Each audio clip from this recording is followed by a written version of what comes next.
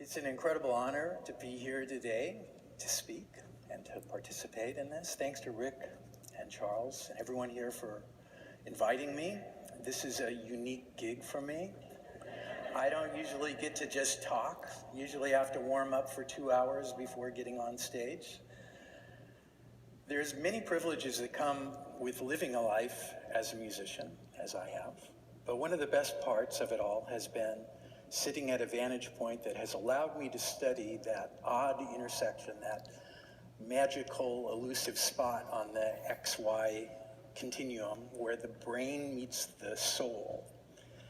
In that place where the goal of maximum consciousness is an essential component of what it takes to be a great musician, that same sense of consciousness is also paradoxically the thing that you find disappearing completely as you get to your best moments on the bandstand.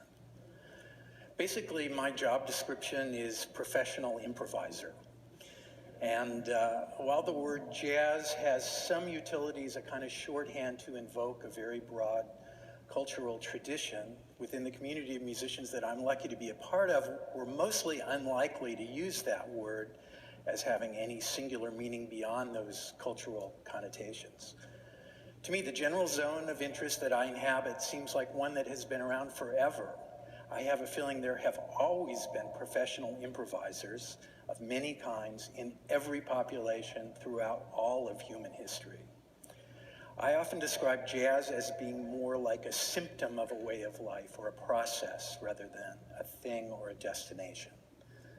We are basically a community of musicians who are looking at musical creativity in the broadest possible sense, embracing the potentials of all genres of personal interest to each of us as individual improvisers in ways that allow us to get to that rare, exalted territory where we can be free as players to illuminate, share, and project a way of being in our music that reflects our best hopes and dreams in life to everyone and anyone who might be interested in hearing.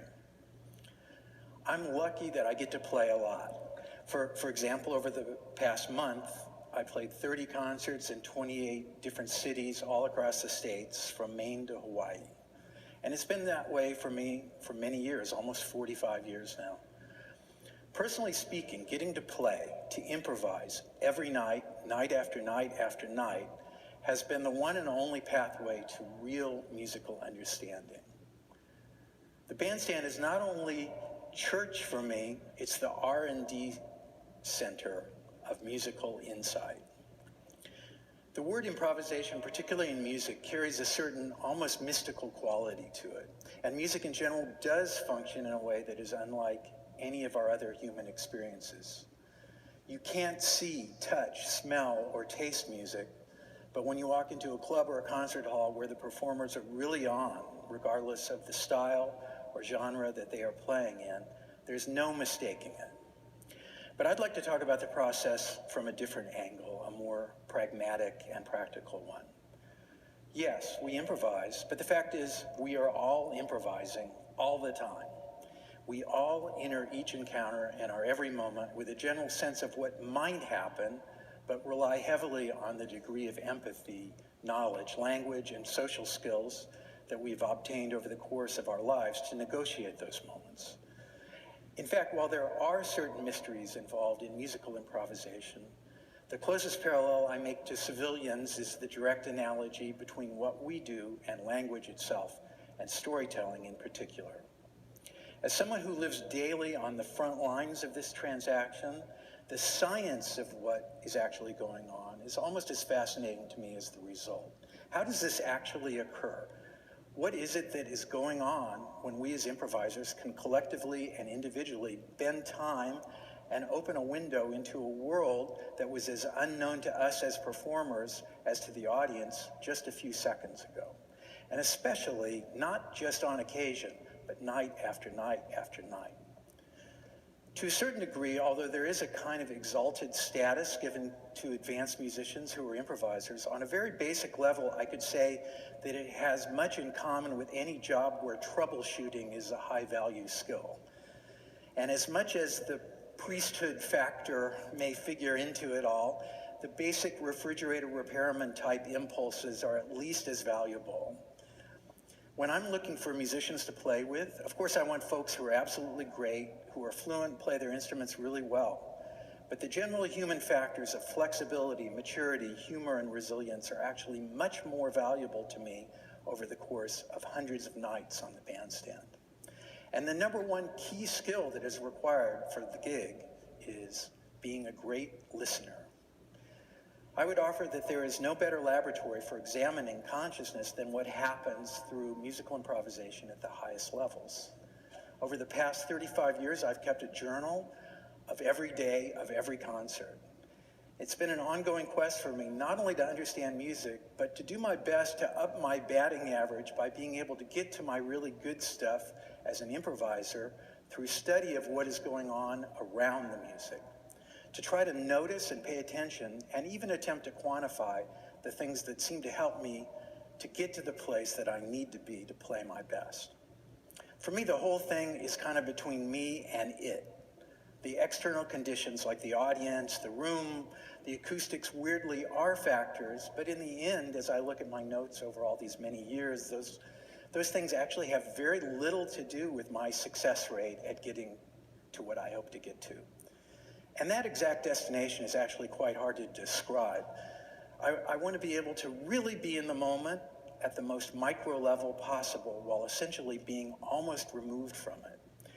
I often describe my relationship to it all as being a fan of music, a listener first. At my best, I don't even feel like I'm doing anything. I'm just standing there listening. And if there happened to be a guitar player there, which there is, and it happens to be me, what would I like to hear that player do? And then I play that.